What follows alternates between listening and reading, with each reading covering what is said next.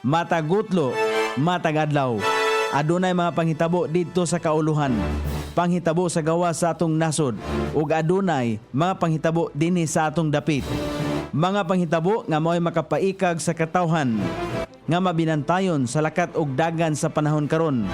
Itanyag ning istasyon DXSR ang 7 o'clock Breakfast News.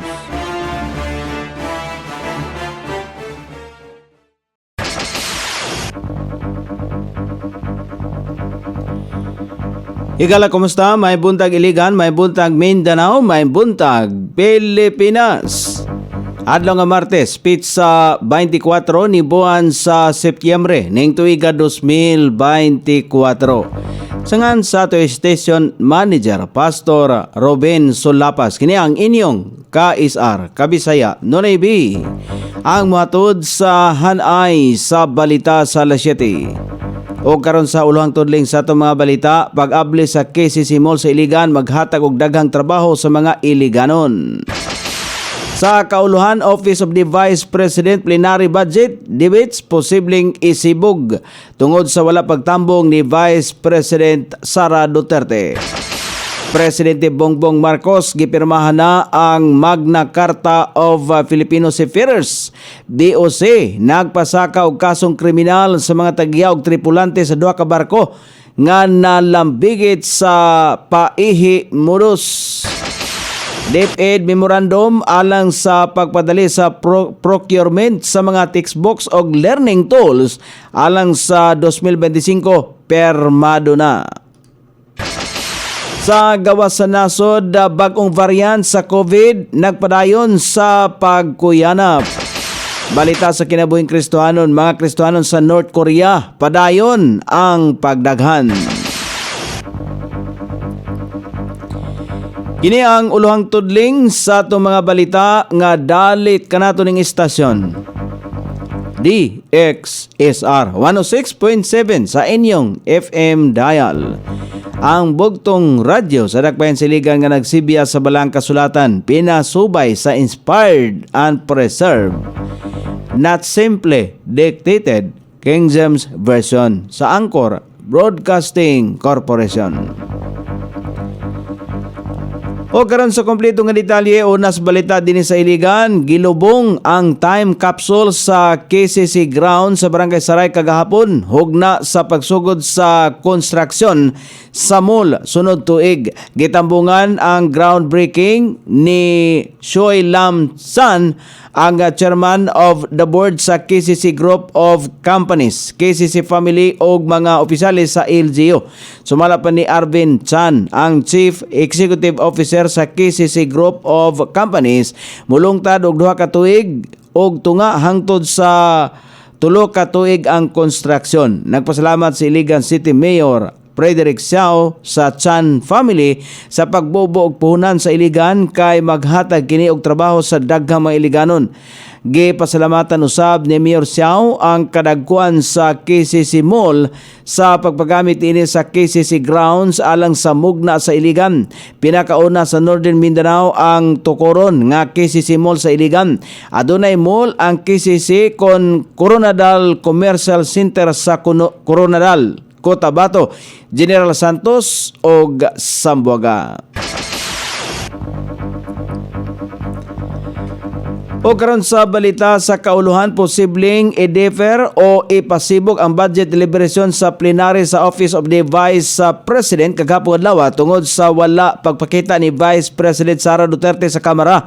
Kagahapon sa alas 10 sa buntag, nakatakda unta ang budget deliberation sa Office of the Vice President sa plenaryo. Sumala pa kang majority leader og 4-piece party list Representative Marcelino Libanan hangtod nga sa oras nga kiniila ang gihulatan ang paghidangat sa kaduhang presidente. Gisulti ni Libanan nga mahinungdanon ang presensya ni Vice President sa plenary budget deliberations gumikan kay mahinungdanong aspito kini sa atong balaod. Gihatagan og katinawan ni Libanan nga angayang hatagan og prioridad sa Vice Presidente ang budget deliberations. Gipahayag sa minority leader nga kon dili gayod motunga si Vice President Sara, posibleng ipasibog usab hangtod sa Miyerkules Miyerkules sa Setyembre 25 ning tuiga nga mao'y katapusang adlaw sa plenary budget debates. Og kon dili gayud gihapon kini motunga sa Miyerkules sa katapusang adlaw sa budget deliberations, magdesisyon na nini ang majority sa committee report sa Appropriations Panel nga gipakunhuran ang pundo sa Office of the Vice President og 1.3 bilyones pesos samtang ibilin nga pundo niini ang ana sa 733 milyones pesos na lamang. Sa sulat ni Vice President Sara ngadto kang Lanao del Sur Representative Zia Alonto Adjong nga mao sponsor sa budget sa Office of the Vice President sa plenary nga iya nang gitugyan ngadto kang Speaker Martin Romualdez og Representative Saldico ang budget sa iyang opisina. Luyo nining tanan gipangayuan og pamahayag silibanan kalabot sa mikuyanap nga larawan o hulagway ni Vice President Sara nga ana sa usa ka beach resort sa Calagwas sa Camarines Norte. Sumala pa kang libanan, walay dawtan nga moadto sa beach apan ang iyang hunaw-hunaon og hatagan og dakong pagtagad ang pagtambong sa budget deliberations. Hingpit na nga balaod ang balaod nun nga nagduso sa kaayuhan og katungod sa mga Filipino seafarers. Kini human gipirmahan ni Presidente Ferdinand Marcos Jr. ang Magna Carta of Filipino Seafarers nga usa sa seremony kon na seremonya dito sa Malacañang kagahapon sa buntag. Sa ilalom sa Magna Carta of Seafarers dalon ang interes o proteksyon sa mga Pilipinong marino. Katambayayong nini ang pagpakusog sa training o accreditation aron mas masiguro ang compliance sa international maritime standards. Tumong usab sa Magna Carta of Filipino Seafarers nga mag-umol og komprehensibong framework nga magpreserbar o pakusgan pa ang katungod sa kaayuhan sa mga Pinoy seafarers, lokal o international shipping. Mahinumduman nga niadtong Pebrero angay nga mapirmahan ni Presidente Bongbong Marcos ang nasong balaod nun apan wala na tumbok tungod sa under review pa kini sa Presidente. Gikalipay ni Presidente Marcos nga hingpit ng balaod ang Magna Carta for Filipino Seafarers.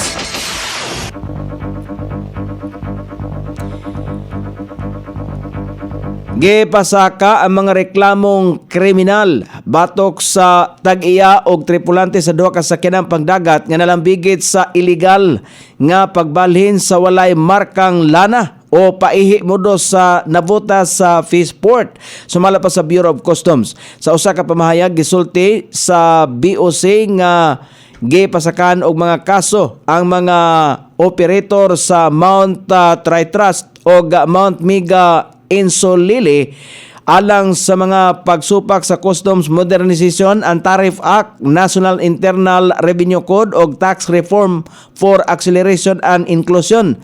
Magatubang sa naasong reklamo ang siyam ka mga crew sa Mount Tri-Trust o 16 ka crew sa member sa Mount Miga Insulili o wala na gihinganlan nga mga tag-iya sa mga barko o smuggled nga lana. Base sa affidavit, gibulgar sa ahinsya nga nadakpan ang naasong mga sakinan sa kadagatan nga nagpalusot og mga walay marka nga fuel. Sa wala pa kini ang mga kargamento nga sakay sa barko, mao ang gipailalom sa fuel marking test sa Enforcement Group Fuel Marking Agents og managbunga og field results og wala nagpakita og wala nakapakita og withdrawal certificate o uban pang mga tukmang dokumento busa ang walay mga marka nga lana. Mao ang gituang illegal nga giangkat.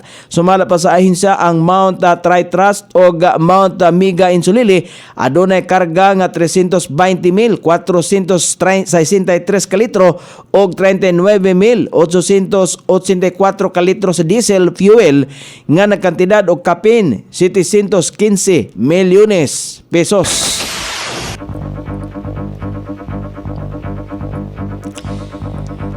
Formal nang gipirmahan ni Department of Education Secretary Sani Angara ang DepEd Memorandum Number 49 Series of 2024 tumong sa nasoy nga kamanduan nga mapaspasan ang pagpalit sa mga textbooks o learning tools nga maoy gamiton sa mga magtutungha o sa mga magtutudlo sa tuig 2025. Sumalabakang DepEd Secretary Angara ang maong mga kagamitan ang adunay dakong kontribusyon sa gikinahanglan sa mga magtutungha og sektor sa edukasyon sa Pilipinas. Gawas pa nini makatabang usab kini aron mahatod nga dinalian og panahona nga mga kagamitan sa mga magtutudlo o magtutungha ilabi na sa mga lagyong lugar. Samtang luyos sa gipaspasan nga proseso niini, gibutyag sa ahensya nga moagi paghapon kini sa insaktong proseso. Gikataw usab sa ahensya nga sa Oktubre ning tuiga sugda na ang bidding alang sa naasoing mga kagamitan. O karon sa balita sa gawas sa nasod, nataho sa mga eksperto nga adunay bag-ong variant sa COVID-19 ang nikuyanap sa mga kanasuran. Ang SIC variant kasamtangang nataho sa mga kanasuran nga United Kingdom, Denmark o Amerika. Sumala pa sa mga eksperto ang SIC variant gikan usab sa Omicron variant apan aduna kini mutation. Ang sintomas sa maong variant mao ang taas nga temperatura sa lawas, kakapoy, ubo, panakit sa tutunlan o hilanat. O karon sa balita sa kinabuhing Kristohanon, nataho nga nidaghan ang mga Kristohanon sa nasod sa North Korea bisan pa man sa istrikto nga pagdumala ni Kim Jong-un. Sumala pa sa usa ka Korean defector ang pagpakaylap kon ang pagkaylap sa tinuang Kristiyano dili mapugnan tungod sa padayong pagtrabaho sa mga Kristohanon bisan sa tago nga mga pamagi. Adunay mga Kristohanon nga gikatahong mga Kristohanon na ayha pa nagdumala ang pamilya Kim o nagpadayon sa tinuan. Adunay mga Kristohanon usab nga gawas nung makabalik gawas sa nasod o mga Kristohanon nga nagpadayon og lihok pinagi sa pagpangabig og mga kalag. Adunay mga natahong Kristohanon usab ang nangandoy nga maghiusa ang Korea aron gawas nun ang mga Kristohanon sa pagpakita sa ilahang katungod nga gawas nung makaalagad ngadto sa buhi nga Dios.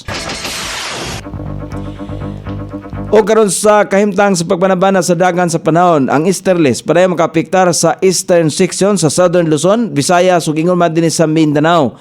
Ang Bicol region, Eastern Visayas, Caraga, Davao region, Metro Manila o gaubang bahin sa nasod, ilabi na ang Mindanao. Ang makatagamtam o manag-umon nga kalangitan inubanan sa patak-patak ang mga pagulan kini epekto sa easterlies o localized thunderstorm. Sukod sa temperatura dinhi sa dakbayan siligan ang kabugnaon ana sa 24 ug ang kainiton mosangko sa 34 degrees centigrado. Ang adlaw misilang kaganiya sa alas 5:45 ug mosawop unya sa alas 5:51 sa sayong takna sa kagabhion.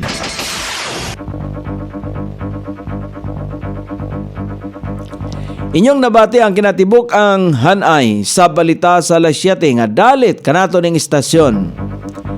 DXSR 106.7 sa inyong FM dial. Ang bugtong radyo sa dakbayan siligan nga nagsibya sa balaang kasulatan, pinasubay sa inspired and preserved, not simply dictated King James Version sa Anchor Broadcasting Corporation. Sangan sa tigsuwat sa atong balitang internasyonal ug sa kinabuhing Kristohanon, Pitjan sa balitang lokal, Coney Island. Sa ato station manager, Pastor Ruben Solapas. Kini ang inyong KSR, Kabisaya, Nunuibi. Magpasalamat og maingon. Maayong buntag, Iligan.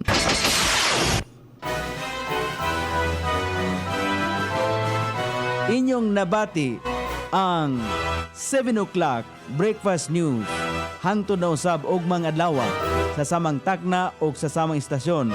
Daghang salamat sa iyong pagpaminaw ug maayong buntag.